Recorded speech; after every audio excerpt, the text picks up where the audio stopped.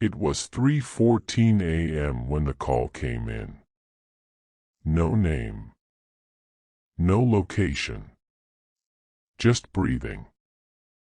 Then a voice, calm, almost pleasant, said, "She's still in the house with me." I checked the line. It wasn't connected to anything. I'd been a dispatcher for 6 years by that point. You learn to expect anything on the overnight shift: domestic calls, drunk dials, kids who found their parents' phone. You build a kind of armor. Nothing really gets under it anymore. That call got under it. Protocol says if a call comes in with no ANI, that's the automatic number identification, the thing that's supposed to tell us where you're calling from. We still have to treat it as active. So I did what I always do. I asked for a location.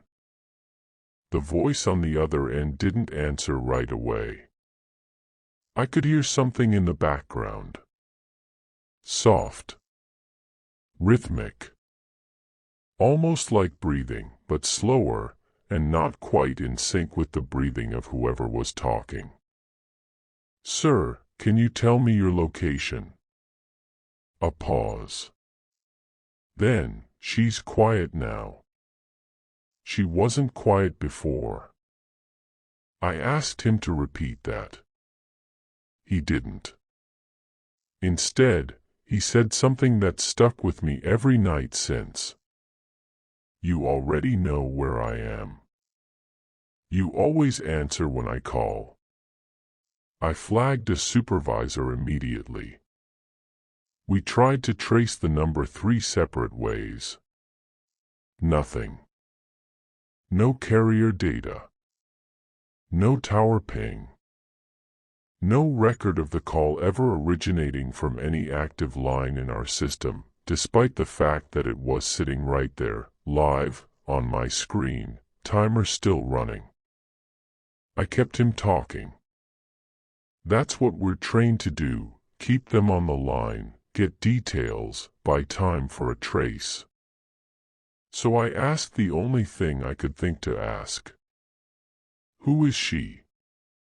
The line went quiet for 11 seconds.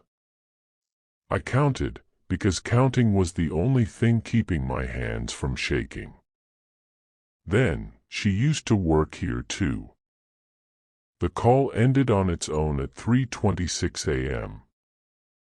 Not a hang-up, the line just stopped registering as active, the way a call does when it's never existed at all. I pulled the shift log the next morning, half convinced I'd imagined it. The call was there.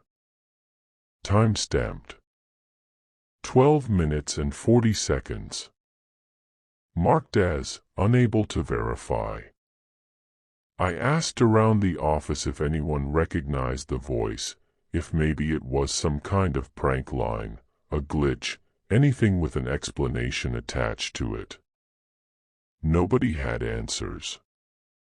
One of the older dispatchers just looked at me and said, "You get used to the quiet ones," and went back to her desk like that was supposed to mean something. I still work dispatch. But now, when a call comes in with no location, I let it ring twice before I answer. If you've had a night shift you can't explain, send it to us, the link's in the description. Tomorrow, someone else clocks in. Subscribe so you don't miss their shift.